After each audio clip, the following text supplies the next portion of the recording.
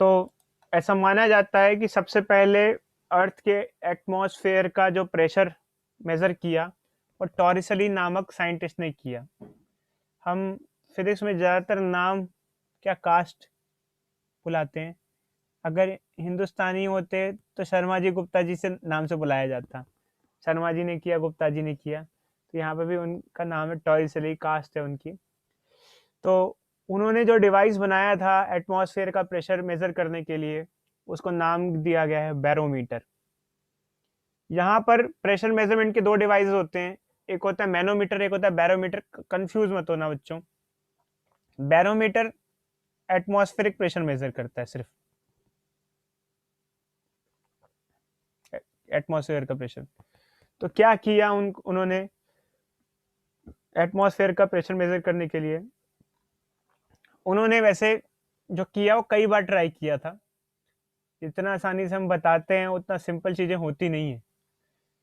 तो उन्होंने pressure measure करने के लिए क्या किया, एक टब लिया जिसके अंदर बहुत सारा मरकरी लिया, एक ट्यूब ली, उसको उसमें इमर्स कर दिया, और ध्यान रखा, कोशिश ये की कि उसमें एयर ना हो। एयर खाली करके उन्होंने ट्यूब को डाला, वैक्यूम मतलब क्रिएट करके। कोशिश की मतलब ऐसे तो ऐसा हो ही नहीं सकता कि किसी चीज़ में एयर ना चली जाए। कोशिश ये की, तो उन्होंने देखा कि मरकरी है यहाँ पर, और ट्यूब को उन्होंने डाला। ट्यूब ज़्यादा थिक नहीं थी, बहुत ज़्यादा थिक नहीं थी, बट नॉर्मल ठीक ठीक ठाक थी, विड्थ थी उसकी। तो वो मरकरी इसके अंदर राइज हो गया। कितना राइज हुआ, जब उन्होंने देखा तो 76 सेंटीमीटर हाइट में राइज हुआ। बार बार किया, अलग अलग जगह किया, लगभग लगभग सेम रिजल्ट मिले। मरकरी को Hg भी बोला जाता है, Hg इसका सिंबल होता है मरकरी का। ठीक है बच्चों। अब कई बार बच्चे क्वेश्चन पूछते हैं, सर ये राइज क्यों हुआ। हम धीरे धीरे करके आपको कई आंसर बताएंगे। मरकरी ही क्यों यूज किया, 76 सेंटीमीटर ही क्यों हुआ, राइज क्यों हुआ, अलग अलग टाइप के चीजें बताएंगे। सर ये एक बार फिर से बता दो, मेरा नेटवर्क कनेक्शन में प्रॉब्लम हो रही है। हाँ बच्चे देखो, उन्होंने ट्यूब ली, ट्यूब को मरकरी, ये मरकरी लिया। इसमें मरकरी क्या होता है देखा बच्चों आपने, मरकरी कैसा होता है देखा आप लोगों ने, मरकरी लिक्विड मरकरी। थर्मोमीटर में देखा है सर। मरकरी, हाँ बच्ची, मरकरी एक होता मेटल ही है, बट एक्चुअली लिक्विड फॉर्म में होता है। वो मेटल होता है बट लिक्विड फॉर्म में होता है। सबसे ज्यादा डेंसिटी का मेटल होता है mercury, highest density, highest density वाला लिक्विड मेटल, लिक्विड मेटल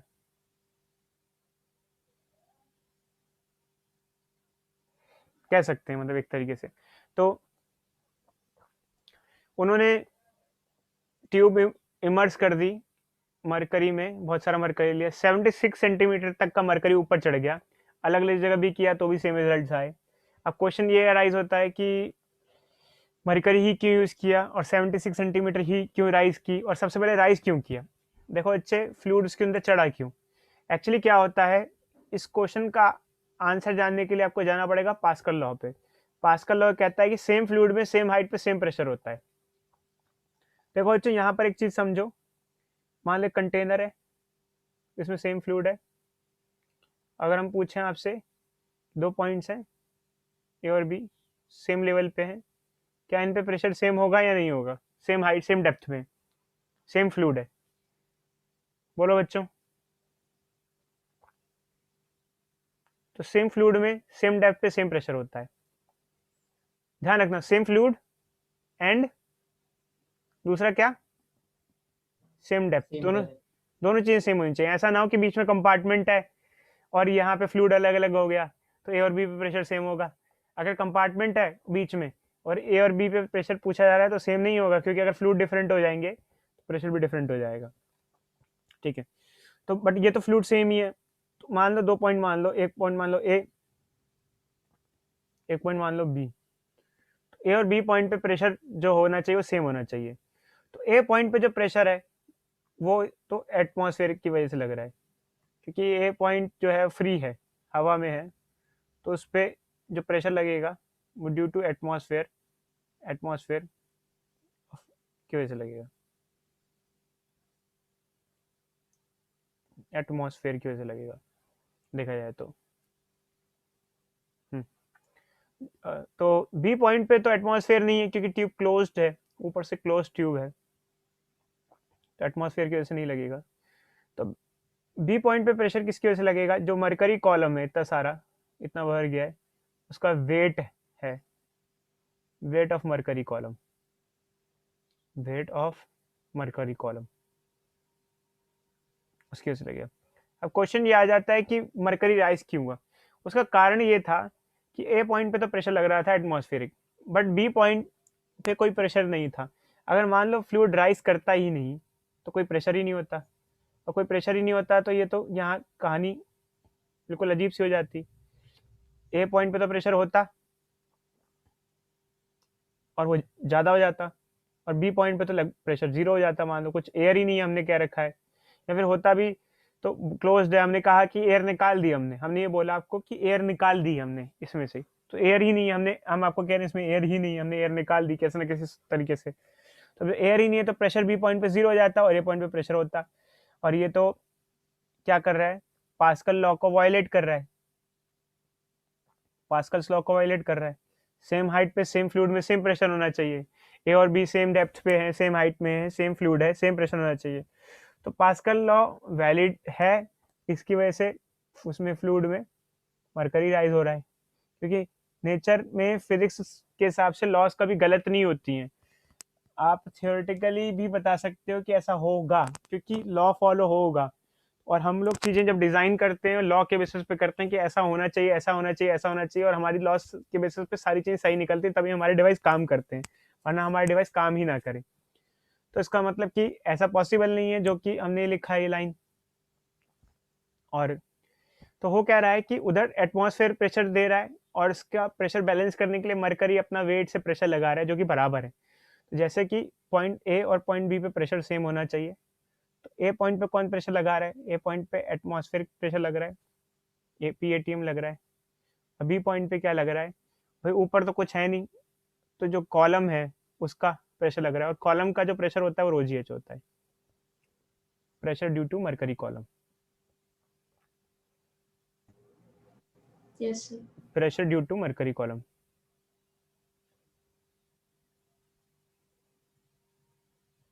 अब क्वेश्चन ये आता है कि 76 सेंटीमीटर ही क्यों?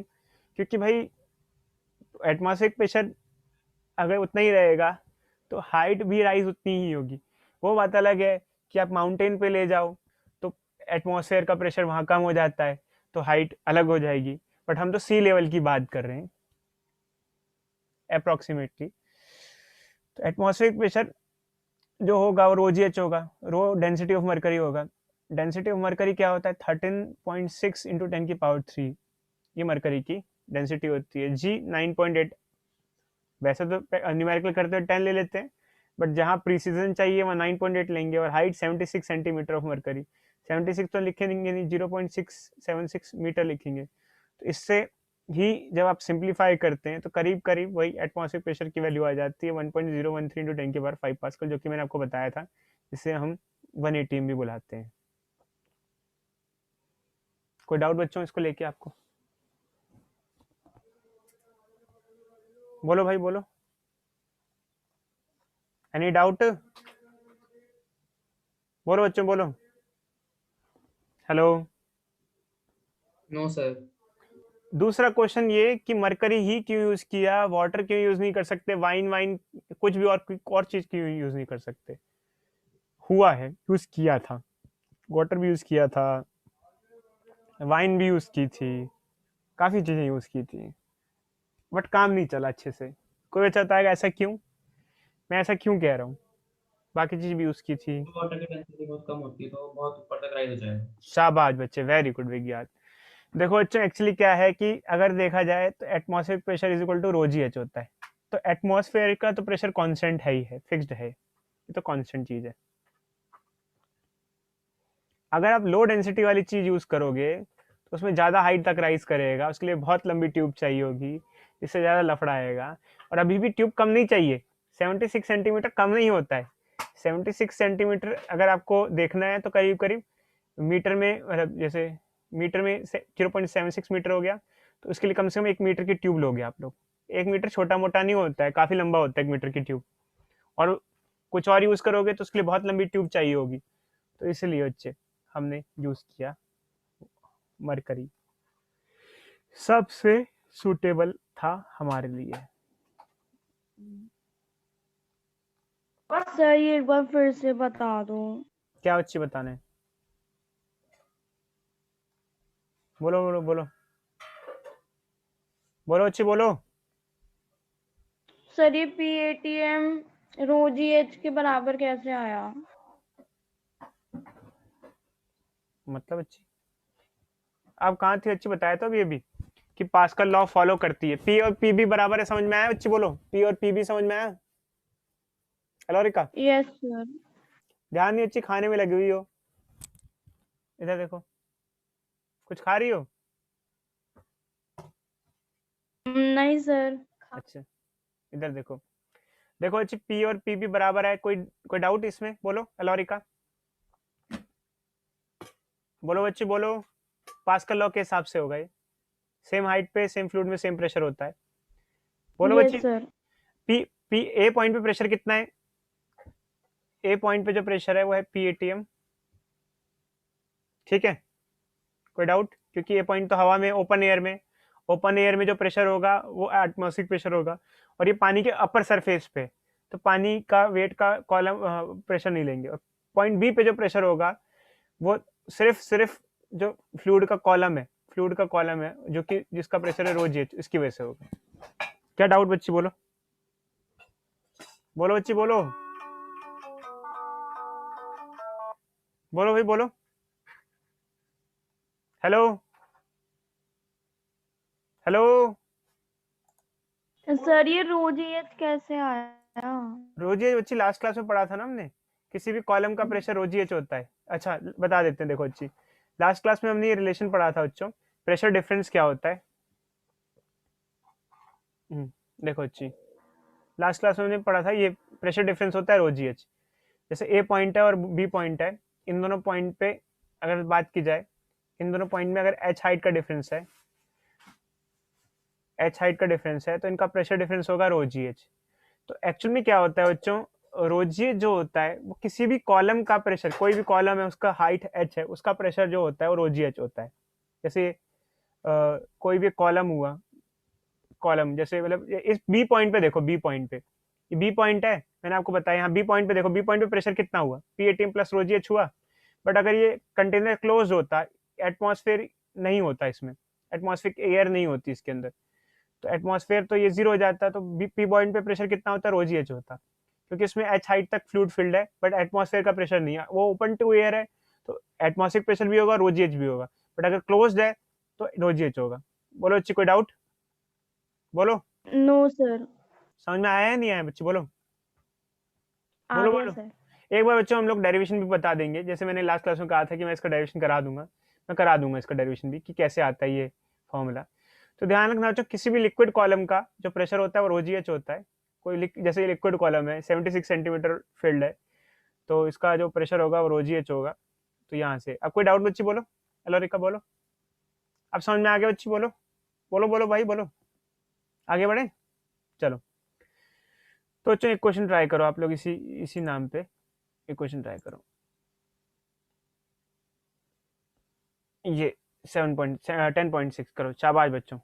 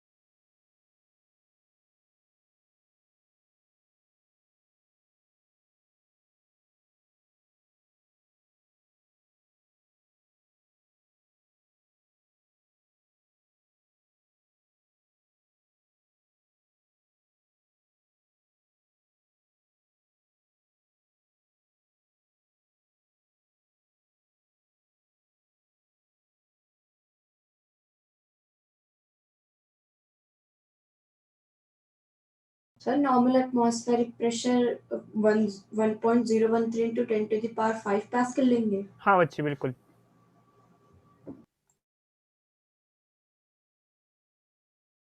और टॉर वाला 133.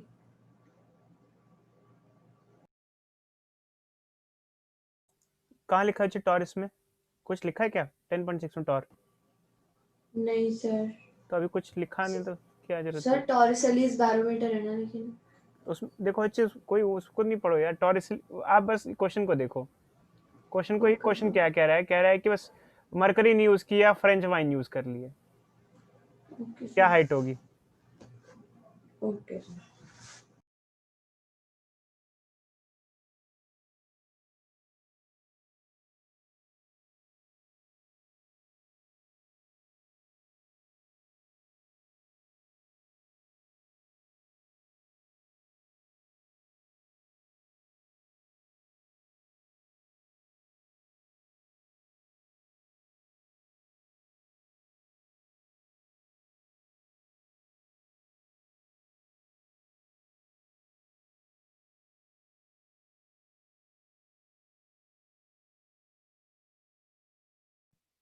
तो 10 की पावर 5 में ले सकते क्या?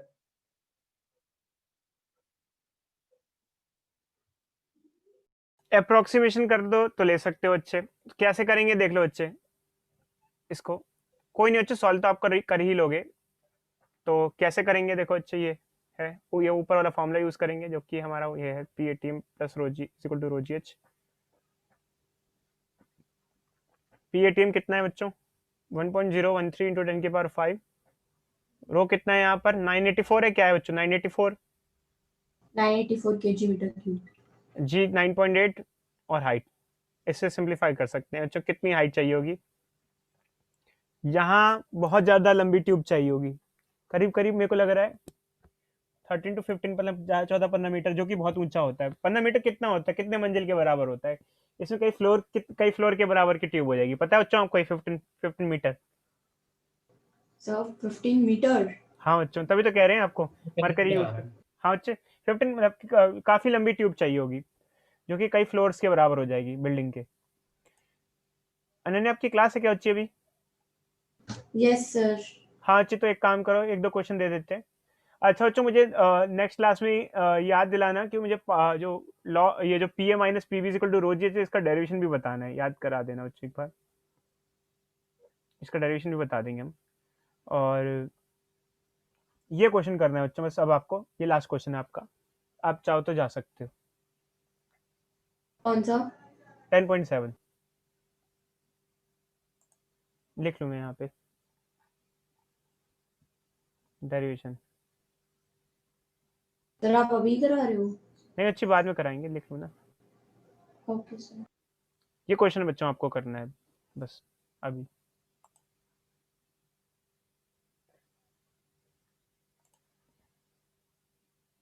कहाँ गया? 10.7 फ्री हो आप. सर मैं जा सकती हूँ? बिल्कुल बच्चे, बिल्कुल बिल्कुल.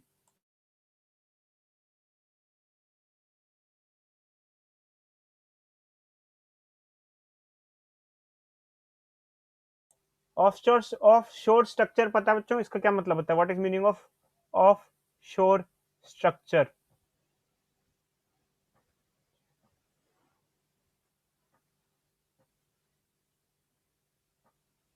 नहीं पता सर. ऑफ शोर बच्चे, अगर ऑफ शोर का प्रॉपर मीनिंग है देखा जाए, मैं आपको पहले प्रॉपर मीनिंग बता देता हूँ, फिर यहाँ क्या यूज हो रहा है ये बता देता हूँ. शोर, ऑफ शोर मतलब समझ ही गए होगे आप लोग. बट अगर डिक्शनरी से देखा जाए तो किनारा जो होता है उसे ऑफ शोर कहते हैं.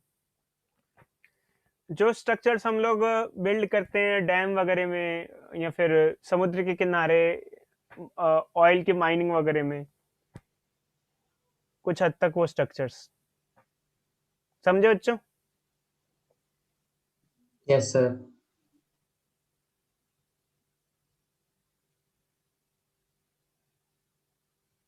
समुद्र में भी ऑयल वेल होते हैं. मुंबई हाई में आपको पता होगा, मुंबई हाई एक प्लेस है जहाँ ऑयल का एक्सट्रैक्शन करते हैं, मुंबई से थोड़ा दूर है, वहाँ इंडिया ऑयल एक्सट्रैक्शन करता है अपना।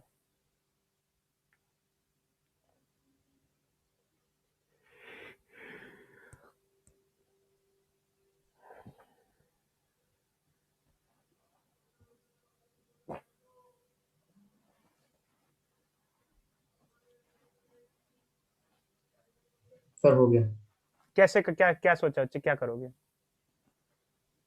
सर। सिर्फ वो जीएच अप्लाई कर दिया और उसकी बच्चे वैल्यू छोटी 3 है। किलोमीटर नीचे कितना प्रेशर होगा?